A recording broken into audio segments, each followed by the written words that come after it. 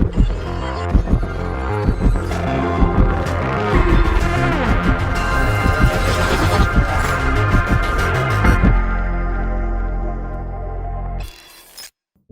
this video, I will be critiquing the third episode of Love, Death and Robots. This episode is definitely worth a watch, so if you haven't already, I'd recommend you watch it before watching this video, as I will be spoiling the end. If you haven't watched it, you will still be able to follow along, as I will be recapping the story in detail. If you don't want to miss any future critiques, or you're not interested in this particular episode, make sure to subscribe and ring the bell, as I will eventually cover every single episode. The episode begins like every episode with some symbols. The first hint at what is to come is a snake biting its tail, a symbol of infinity. This is an excellent choice to represent the episode. It is simple yet very fitting. We hear screaming and see a woman holding a gun while struggling with a man who is holding her from behind. We get a beautiful shot of a street with a group of apartment buildings. The sign hanging across the street apparently says attacking each other, which would be a cool detail if that's what it says, but considering that I don't actually speak Chinese, this could say something completely else and I just translated that poorly. If I'm wrong on what the sign actually means, please correct me in the comments. We cut to the same woman as before, applying makeup in a very fancy room. Cut back to the fight. The man is now pulling on the gun. The woman pulls the trigger and shoots. Another shot follows. We cut back to the woman applying the makeup as she turns around. Up to this point, we had to assume that this is a memory from the woman applying the makeup. Her hearing the shot, however, makes it clear that these two scenes are happening at the same time. During the fight, there are some frames in which the actions on screen are portrayed by stylized drawings. This is visually a neat detail, but it would have been better if these drawings had some sort of meaning towards the character's intent, or some information that could help answer questions about this episode. The woman looks back in the mirror and realizes that she has messed up her makeup because of the gunshots. As she is trying to fix her lipstick, the fight continues and another gunshot follows. The woman decides to look out her window to see what happened. The letters on the window translate to paradise. Again, I'm not sure on that, and from this point onward I will not translate anything else. If there's something that I missed because of that, make sure to, again, correct me in the comments. We cut back to the man who is now panting next to a window. Blood drips from his face. The woman closes her window and the sound of the closing window catches the attention of the man, who turns around in panic. He sees the woman looking at him and looks back at the woman he was in a fight with and that is now lying dead on the floor. He realizes that the woman that saw him was the same one as the one that he just killed. The woman hides beneath a window, grabs money from a table and tries to get away. In the background is a sleeping man, and we can assume that the woman is a sex worker and that this is not her home. This is also supported by a phone call and the letters on the building. Meanwhile, the man is trying to open his window. He leans out the window and sees the woman running down the street. The man promptly runs out of his apartment to follow her. Why is he chasing her? With what we learn later on, we have to assume that he killed her in self-defense because he thought he was going to die. If he knows that she will do the same as him, there is no reason to chase her. If you still haven't watched the episode, this might sound confusing. It's gonna make sense later on, I promise. Just keep in mind that he chooses to chase her. The woman gets into a taxi and pulls out her phone and calls the police. The woman on the other end doesn't seem to take it serious, but the woman in the taxi is also not really helpful. It is nice to actually see an attempt at alerting authorities, but that is the only time she tries to do that. The other characters in the short film aren't helpful, so I can't blame her too much. But why is everyone so weird in this world? If you don't want your characters interfered with by other people, set your story in a world where no one can help them. Maybe everyone is some sort of hive mind and only a few people are free. Or simply have everyone disappear. It's not like there's nothing supernatural happening in this world anyway. Just anything to get everybody else out of the way. The streets are already empty, so why not go the extra mile to remove everybody?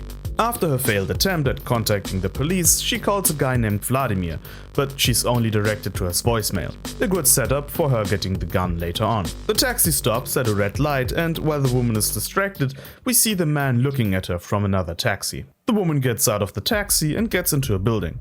She knocks on the door and the host greets her with the kind words, "How you got here? What the fuck, bitch?" The woman tells the host that she just saw a murder, to which she simply responds with, "You, gross." The way she's treating what she just saw implies that she did not actually see her own body. There's also a point to be made about her just going to a normal job after witnessing a murder. But at this point she doesn't know that the man is still following her. Her going to her job is not really a problem. I saw people making this argument, but it becomes even less of an issue if we also take into consideration that she had some doubt about actually seeing the murder. The woman tells the host that she needs to see Vladimir and goes into the club. The man tries to follow her but is stopped by the host. The host asks him if he is a member, to which he says no. This whole club thing is very problematic. I will elaborate on that, but for now it should be noted that he is not a member and that the host does not recognize him. Also, why did the host ask him if he was a member if he just lets him in anyway? We see the woman getting ready for her show while the host leads the man into the club. The problem with this club is that it solely exists for shock value. The story could function without it and would even be improved. Introducing it opens up a lot of questions. Does the man also work for the club when he's the one being chased? If that's the case, do the woman and the man know each other? One of the problems with Love, Death and Robots in general is the focus on being edgy just for the sake of it. In an interview, Albert Mielgo, the writer and director for this episode, said that he was approached to do anything that is not soft or family friendly, which is the biggest problem of this episode. Telling an interesting or good story are pushed aside as long as the short film is edgy and has shock value. This is a problem this episode shares with some others, but it is one of the worst offenders. The host directed the man to a couch with 2 people, I guess? This whole scene gives me strong Matrix Revolution vibes. And I'm sure there's someone that will defend this location choice by saying something pretentious like, "These rubber suits represent how people get stripped from their identity and humanity in today's society. This is so deep." If you are that person, please stop. The host announces the next dancer, which of course is the woman we've been following this whole time. What follows is a new dance of the woman with shots of the man who seems to get slightly carried away mixed in. The specific scene I'm fine with. Showing off animation skills, especially with fabric, is not really something that ruins the story. It fits the setting of a fetish club. This is a natural evolution of the idea, so in that regard it is not necessarily a bad decision. The problem is setting parts of the short film in a fetish club to begin with. The idea from where it started is just unnecessary and problematic to the story. I'm sure you could make a great story in this setting. The point of this short film, however, has nothing to do with fetish clubs. This could easily be a bar and nothing would change. If the man didn't follow her to it and just went there because that's what he likes to do and then saw her, the setting would be slightly more justified. You could even use the outfits to make him recognize her, but her not recognizing him because of a mask, or vice versa. We get a little bit of that with the mask she wears for her show, but it ultimately doesn't change anything. The woman recognizes the man and runs backstage. Why is no one questioning the dancer just running away in fear? Like I said before, introducing a setting with this many people is not a good idea for this specific concept. While the woman tries to get to Vladimir, the man gets out of the club. The woman gets into Vladimir's room, but he is presumably higher than Kasuma's luck's dad and as helpful as Aqua. The woman opens a drawer only to find tons of pills. She opens the second drawer only to find tons of sex toys. She opens the last drawer and finds a gun. This joke is straight up stolen from Hardcore Henry. Just something I wanted to point out. She leaves the room and sees the man. Why is he there? It is not the way he came from, but the way that leads away from the backstage. So how does he know that? He said he wasn't a member of the club and he didn't seem like he knew the place anyway. This is purely a coincidence to give the woman time but still have the man chase her. There's so many other ways to have done that, but one coincidence doesn't break the story. She throws a piece of clothing at him and runs away. Some people criticize the fact that she doesn't bother to close her rope during the chase and is just running around exposed. It certainly annoyed me because I had to censor the whole thing, but it is not unreasonable. She has no reason to waste her time and attention on something that doesn't help her get away any faster, and it also adds to the desperation of the woman. The whole chase scene is extremely well animated and the way it is framed is almost comedic. The lack of music and the lack of clothing help to make the scene not dramatic but rather pathetic.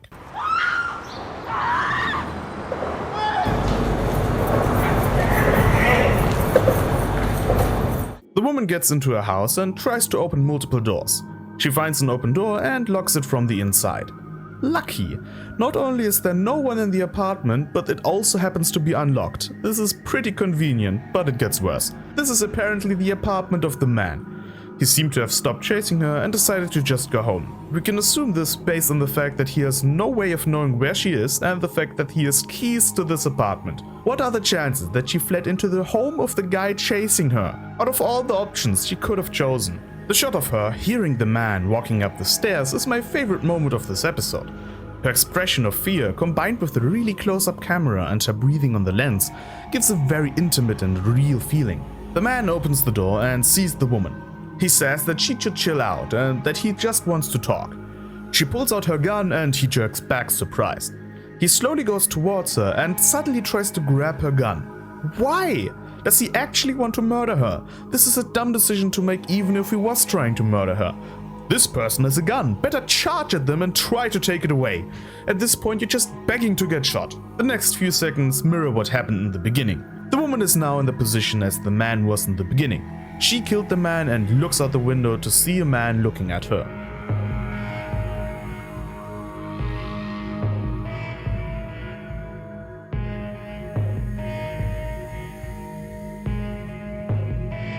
The episode ends with her turning her head to the man in the window while realizing that he is the one she just killed. With the story recapped, let's get into the conclusion. And oh boy, there's a lot to get into.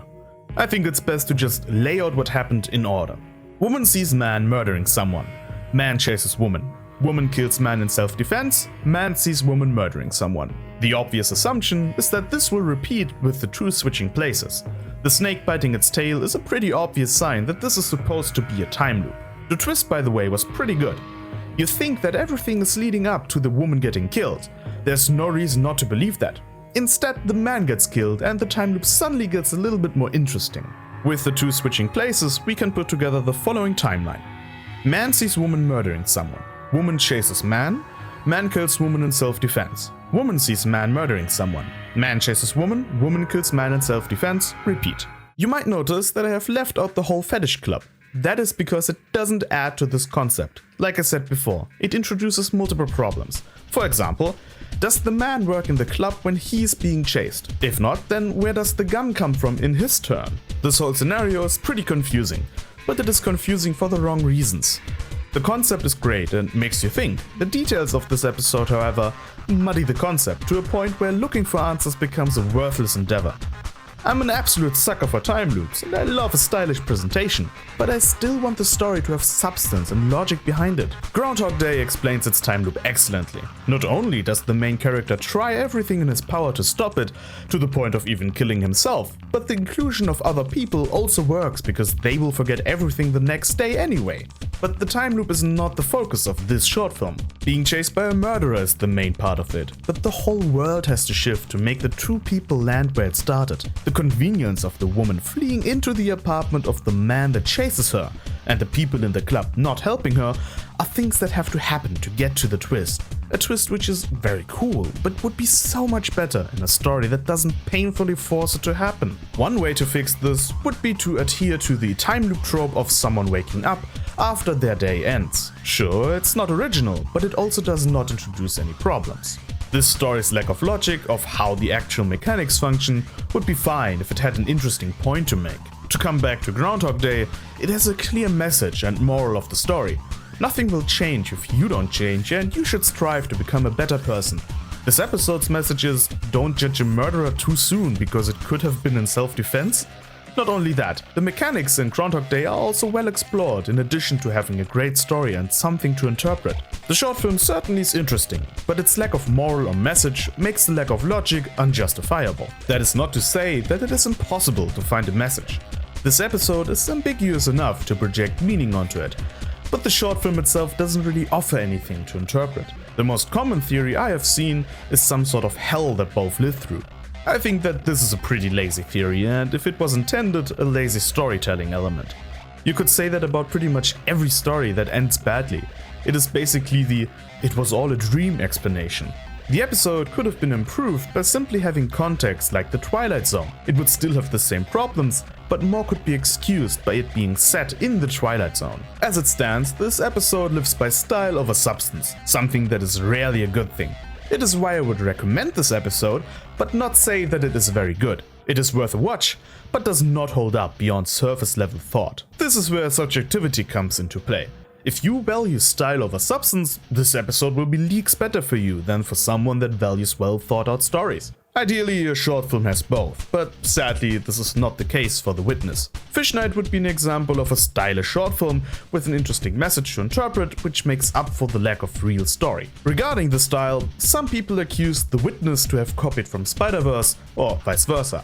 What these people don't realize is the fact that these similarities are because the same person worked on both. Alberto Mielgo was originally hired as the art director for Spider-Verse and also directed and wrote The Witness. His work is beautiful, and if you look at concept art for Spider-Verse, it becomes obvious that he reused ideas. Spider-Verse is what The Witness could have been. Something stylish with a good story and excellent characters. Alberto Mielgo is an amazing visual artist with great visions and a unique style. He's not a good writer. According to IMDb, this episode is also the only thing he ever worked on as a writer. It really is a shame that this episode is lacking in that regard. With all that said, I hope you enjoyed this video. If you did, I would appreciate a like. If you don't want to miss the next video, in which I will cover Suits, then don't forget to subscribe and ring the bell. Until then, thank you very much for watching. May you never witness a murder. Hey, if you're not on mobile, you can watch the last episode over here and the next one over there.